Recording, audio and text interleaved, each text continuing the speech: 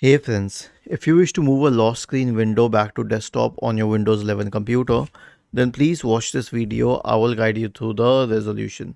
So, first of all, take your mouse to the absolute right bottom corner of the screen and hit there.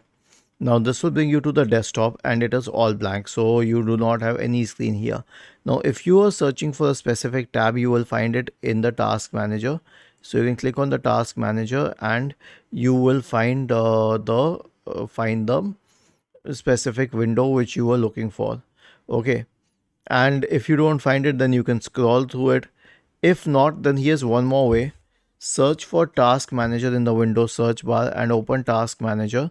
All the list of processes are displayed in line under the app section, and you can check whichever program it was, and then you can obviously search for it in the Windows search bar and then open it. Was this helpful? If yes, then please subscribe to the channel. If not, then let us know in the comment section of the video on how we could help you further. Thank you for watching this video and have a nice day.